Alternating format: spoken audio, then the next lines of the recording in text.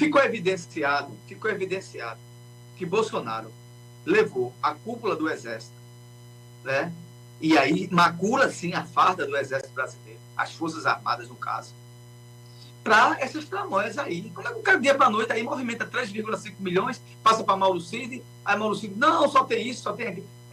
São evidências, tá? Os e-mails, eles trocaram e-mails do que vendiam, virou um balcão de negociata. A instituição da Presidência da República, a partir ali do Palácio Planalto, virou um negociata, balcão de negócio. Essa é a grande verdade, né? Essa é a grande verdade. Então, pronto, então tem que se defender, porque todo mundo tem direito à ampla defesa. Mas é aquilo que eu disse no meu comentário. Se você achava que esse núcleo bolsonarista, e no bolsonarista da família dele, eram honestos, não eram.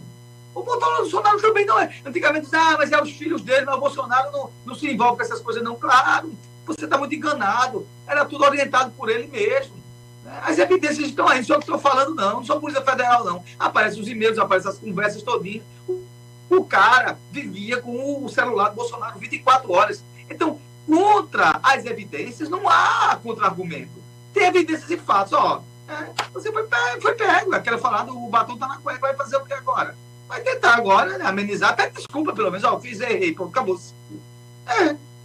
Pelo menos para aqueles que seguem ele, que gostam dele, não tem problema nenhum, não. Mas é evidenciar. Tem as provas. Quando aparecem as provas, acabou. Então, tem as provas dessas negociatas todas, desses processos todos, né, dessas vendas aí, de joias, né, do entorno. Quando você falou de Michele Bolsonaro, aí a imprensa descobriu ontem que teve lá uma movimentação de 60 mil de reais em depósitos fracionados para Michele Bolsonaro. Aqui para nós, você vê, isso devia ser de quê? De quê? Eu não sei. Alguém estava devendo a ela, era agiota, botava 2 mil, 3 mil, 4 mil. É um negócio meio baixo nível, né, cara? Mas não sei não, bicho. Entendeu? É um negócio assim. Eu não estou dizendo que esse dinheiro dela era ilícito. Eu acho até uma vergonha. Porque 60 mil reais, a gente só vem falar de milhões de coisas. Aí pronto, milhões e milhões, a turma faz. Aí se estavam depositando fracionados, então, todo dia deposita 1.000 na minha conta, 2.000, 3.000, mas aqui tem 60, eu dou depois. É um negócio assim meio estranho. Então, eu não sei. Eu fico assim para eu não acreditar que uma primeira-dama de um país se passe para certas situações. Ela poderia, pelo menos, ela disse uma pessoa direita, honesta, transparente, é uma pessoa cristã, pelo menos deveria dar o bom exemplo, dizer, não, eu não participo disso. Se você quiser participar, Bolsonaro, participe sozinho. Isso sim. Daí o exemplo, né? Dá um exemplo, né? Mas, Jadiel, o que eu fico querendo entender, e muitos ouvintes também da rádio ficam querendo entender, é o que ainda se passa na cabeça do Mauro Cid, o que está por trás do advogado dele falar que, de maneira alguma, ele vai dedurar o Bolsonaro. Porque o advogado de Mauro Cid, né, que é o César Bittencourt, ele fala que o Mauro Cid, ele de maneira nenhuma tem intenção de delatar o ex-presidente, não. Nem devido a qualquer pressão que ele esteja sofrendo. Então, o que será que está por trás? Porque, vamos levar numa linguagem bem chula, né? A arma está apontada na cabeça do Cid. O Cid ainda não está sofrendo uma pressão aí que não dedure o Bolsonaro de maneira nenhuma. Rapaz, aqui para nós, isso também é estratégia também jurídica, né? Estratégia dos advogados, né? Ele acha que... tanto é que ele confessou, ele disse na revista Veja, o advogado dele gravou, a revista da igreja gravou ele, dizendo que ele ia confessar tudo, ia dizer que recebeu era Bolsonaro. Depois, ontem, ele se limitou a dizer que só foi uma peça só de joia, só um Rolex. E eu acho o seguinte, o Mauro Cid está querendo se livrar, né? Está querendo livrar o pai dele agora, tem a família dele, mas pelo menos atenua a pena. Olha, realmente existia essa operação, mas dentro dessas operações que faziam, né, de negociatas, eu só participei disso, não participei das outras. Entretanto, a Polícia Federal tem todos os e-mails, tudo quem fazia era Mauro Cid, né, tudo, ele passava por ele mandava fazer escambo lá, saber preço, cotação de preço, de tudo que ganhava. Então não só tem uma prova do Rolex, não, tem as outras também. Então, assim, a estratégia para mim de querer preservar muito Bolsonaro vai acabar. Então, pô, ele vai preservar Bolsonaro, não vai entregar nada, vai passar o resto da vida na cadeia. Eu sei. É verdade. E para fechar, né, falando aí... Também, viu, Tassi? Deixa eu lembrar claro também que o Mauro Cid também é culpado e também deve ter melhorado a vida dele em alguma coisa. Por quê? Porque nessas transferências aí tem coisa na conta dele.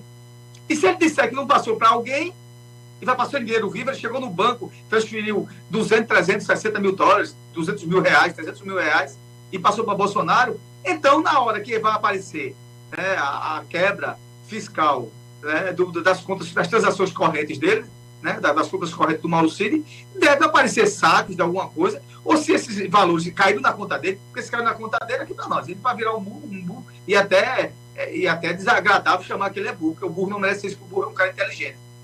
Estavam querendo, mas assim, estavam querendo fazer o quê? Achar que a justiça não ia pegá-los. Isso, para mim, se dá um nome, sensação de impunidade. É querer fazer qualquer coisa. Bicho, a gente está aqui no poder, a gente está no poder máximo. Se alguém te prender, a gente prende o cara que vai querer nos prender. Então, vamos fazer qualquer coisa e pronto. Essa é a minha leitura. Essa é a minha leitura. Eles tinham certeza que iriam ganhar novamente a reeleição. Eles seriam né? Sensação de impunidade. Sensação de impunidade. É verdade. E para fechar, Jadiel, falando sobre aí a família Bolsonaro, né? A defesa de Jair Bolsonaro, ela fará queixa aí, né, do crime contra o hacker, que ele confirma que Bolsonaro foi, perguntou a ele como é que poderia ali, né, pular aquelas urnas ali. E a defesa de Bolsonaro disse que vai aí, né, processar o cara por calúnia de difamação. Mas tem provas concretas a respeito disso. Eu acho que o cara não ia dizer assim, não, o Bolsonaro me procurou para fazer isso e aquilo outro, sem nunca ter feito. Então, tudo que o Bolsonaro fazia de oculto está sendo aí exposto. É verdade. Ele tem as provas da participação em todos esses eventos. Ele tem as provas que foi ao Palácio Planalto. Ele tem as provas que se encontrou numa unidade do McDonald's para negócio do chip lá com Carla Zambelli. Ele tem as provas de quem estava pagando a ele era Carla Zambelli. Agora, esse novo depoimento que ele fez, a CPMI, dos atos golpistas, ele disse mais coisas que ele tinha dito à Polícia Federal. Ontem, quando ele foi depor novamente, a Polícia Federal chamou ele novamente. Por quê? Porque tem umas coisas que ele não contou para evidenciar provas. E a própria Polícia Federal disse, olha, o que ele está falando, as provas são frágeis. O que é que são provas frágeis? Esses novos assuntos que ele deixou à tona na CPMI. Qual foram os novos assuntos? Questão de dizer que o Bolsonaro me chamou, disse que eu fizesse sair um novo código-fonte numa urna para botar no 7 de setembro. Disse que se alguém ia me dar um induto, ele queria desmoralizar o TSE. Isso, no meu entendimento, se estavam chamando ele, indica que houve alguma conversa assim. Né? Agora, como a conversa é muito séria, o que ele falou é muito sério, ele tem que evidenciar alguma coisa. Não é? Que vai ser a palavra dele contra a do Bolsonaro. Agora, não se pode... Agora, o que é que respinga sobre o Bolsonaro? E aí o que eu falei no meu comentário. Por que estavam recebendo esse cara se ele era criminoso?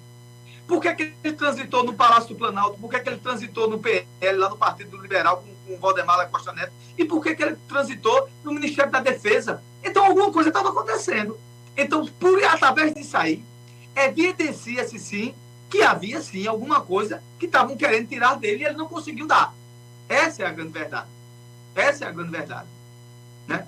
A minha leitura hoje é o seguinte, que nesse momento, até agora, quem está claramente que vai dançar nessa roda é Carla Zambelli, vai ser caçada. Porque ela pega dinheiro público, passa para um cara, né, e o cara diz, ela me deu dinheiro para fazer isso. Para o quê? Por quê? Porque ele, quando recebeu esse dinheiro, ele foi contratado para quê? Para invadir a página do Conselho Nacional de Justiça e fez lá aquela minuta lá, faz o L, prendendo Alexandre de Moraes. Então, aquilo ali já é evidência que Carla Zambelli vai dançar na guerra. Porque ele está preso, ele não tem mais nada a perder, ele fala qualquer coisa também. A gente tem que deixar muito claro o seguinte, é necessário sim, e aí a Polícia Federal mesmo já acabou de falar, as provas que ele trouxe aqui sobre esses novos assuntos são frágeis. Ele tem que mostrar algumas coisas, né? As pistas que ele apresentou, que o hacker apresentou, né? Em um novo depoimento, né? O Walter Delgatti, não são tão assim verídicas. Então ele vai ter que arrumar, bicho, eu tenho que arrumar aqui alguma coisa para evidenciar isso. No caso que ele está falando essa evidência, o que a Polícia Federal está pedindo são as falas. As falas. Eu, no meu entendimento, ele não tem fala. Por quê? Porque eu já fui muitas vezes no Palácio do Planalto, e para você estar no Palácio do Planalto, seu celular fica guardadozinho e cadastrado. você vai falar com algum secretário, você vai na presidência da República falar com algum assessor do presidente, alguma coisa, seu celular fica. E tem aquele pessoal do GSI que faz uma revista em você, entendeu? Só não deixa você nu. Deixar bem claro, né? E você acha que um cara desse chegando lá não foi revistado? Claro que foi sim. Se ele tinha alguma escuta, morreu, né? Então, pronto. Então, o que está pedindo o quê? Agora, pode ter imagens, essas imagens podem gerar algo, não sei, as imagens do próprio GSI, do Gabinete Institucional da Presidência, se não forem apagadas.